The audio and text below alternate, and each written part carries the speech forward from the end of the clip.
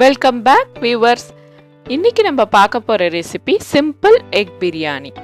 இதை செய்ய தேவையான பொருட்கள்: பாஸ்மதி அரிசி 2 கப். இதை நல்லா கழுவி ஒரு 1/2 hour ஊற வச்சுக்கலாம். வெங்காயம் 4 நீல வாக்கில் கட் பண்ணி வச்சிருக்கேன். பச்சை மிளகா 4 எடுத்திருக்கேன்.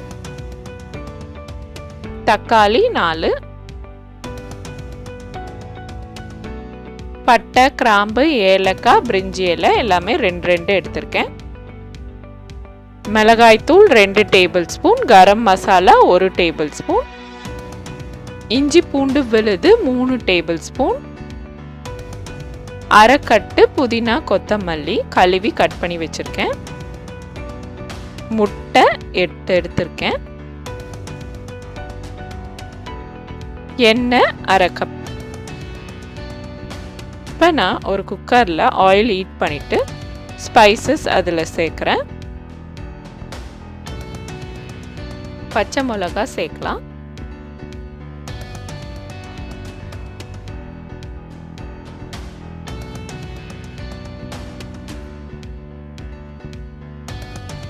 கட் பண்ணி வச்சிருக்க வெங்காயத்தை அதோட சேர்த்துக்கிறேன்.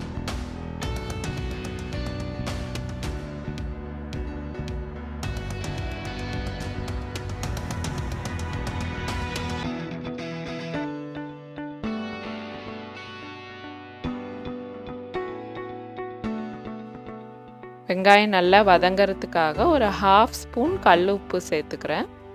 இப்போ நான் இஞ்சி பூண்டு விழுது சேர்க்குறேன். இந்த இஞ்சி பூண்டு விழுதோட பச்சை வாசனை போகிற வரைக்கும் நல்லா வதக்கிக்கணும்.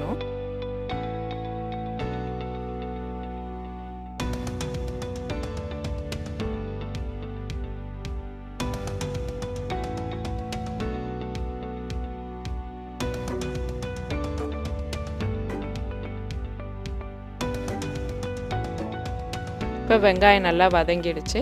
தக்காளி சேர்த்துக்கிறேன்.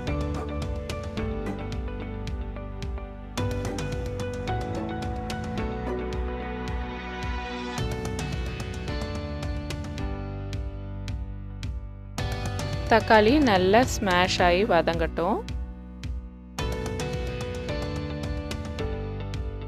இப்போ எடுத்து வச்சிருக்க ஸ்பைஸ் பவுடர்ஸை அதில் சேர்க்குறேன். விருப்பப்படுறவங்க பிரியாணி மசாலா கூட சேர்க்கலாம். புதினா கொத்தமல்லி எல்லாத்தையும் அதில் சேர்த்துக்கிறேன்.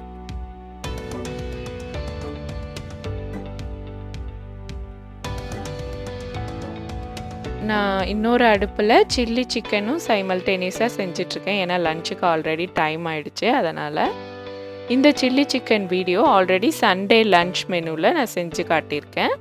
அதோட வீடியோ லிங்க்கை நான் கீழே இருக்க டிஸ்கிரிப்ஷன் பாக்ஸில் கொடுக்குறேன். பார்க்காதவங்க அதை பார்த்து தெரிஞ்சுக்கோங்க.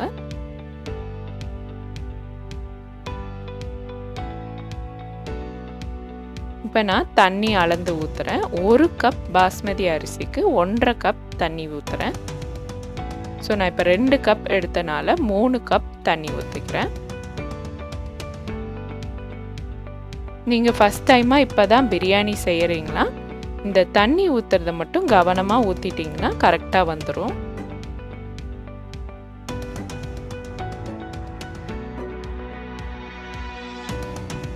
ஒரு ஸ்பூன் உப்பு சேர்த்துக்கிறேன். இந்த தண்ணி நல்லா கொதிச்சு வரும்போது 2 முட்டையை இதில் உடைச்சி ஊற்றி கலக்கிக்கிறேன். ஏன் இப்படி கலக்கிக்கிறேன்னா இது நல்ல ஒரு ஃப்ளேவர் கொடுக்கும், அதுக்கு தான். மீதி இருக்க 6 முட்டையை நான் வேக வச்சு 2ஆ கட் பண்ணி வச்சுருக்கேன்.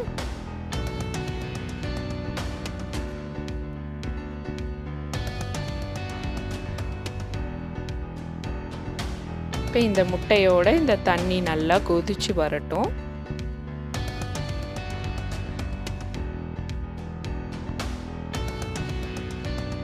இப்போ ஊற வச்சிருந்த பாஸ்மதி அரிசியோட தண்ணி எல்லாம் நல்லா ஈர்த்துட்டு அந்த ரைஸை இந்த கொதிக்கிற தண்ணியில் ஆட் பண்ணிக்கலாம். இந்த மாதிரி ரைஸ் ஆட் பண்ண பிறகு அடிக்கடி கலரி விட்டுட்டு இருக்காம ஒரு தடவை நல்லா கலரிட்டு சால்ட் எல்லாம் செக் பண்ணிவிட்டு அப்படியே இந்த ரைஸ் கொதித்து வேகிறதுக்காக கொஞ்சம் விட்டுடலாம்.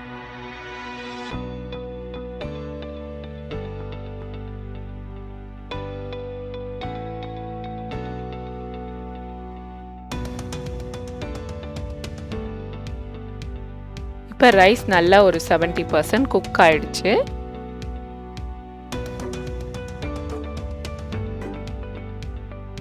இப்போ நான் ஆல்ரெடி வேக வச்சு கட் பண்ணி வச்சுருக்கேன் இந்த முட்டைங்களை அதுக்கு மேலே அடுக்கிக்கிறேன்.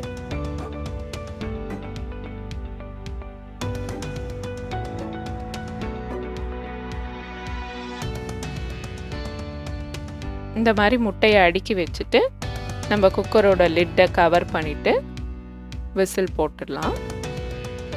இப்போ ஸ்டவ்வை நல்லா சிம் பண்ணிவிட்டு 4 மினிட்ஸ் நல்ல சிம்மில் இருக்கட்டும். 4 மினிட்ஸ் கழித்து சுவிட்ச் ஆஃப் பண்ணிடலாம். சுவிட்ச் ஆஃப் பண்ணி ஒரு 10 மினிட்ஸ் கழித்து நான் இப்போ குக்கரை ஓப்பன் பண்ணுறேன். எக் பிரியாணி வாசம் நல்லா வருது.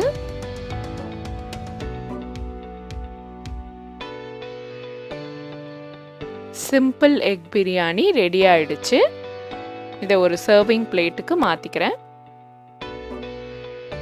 நீங்கள் ஏஞ்சலின் கிரியேஷன் சேனலை இப்போ தான் ஃபஸ்ட் டைமாக பார்க்குறீங்கன்னா வீடியோவுக்கு கீழே இருக்கிற ரெட் கலர் சப்ஸ்கிரைப் பட்டனை கிளிக் பண்ணிக்கோங்க. பக்கத்துலேயே இருக்கிற பெல் ஐக்கானையும் கிளிக் பண்ணிக்கோங்க. என்னோடய வீடியோஸோட நோட்டிஃபிகேஷன்ஸ் உங்களுக்கு உடனே வரும். தேங்க்ஸ் ஃபார் வாட்சிங்.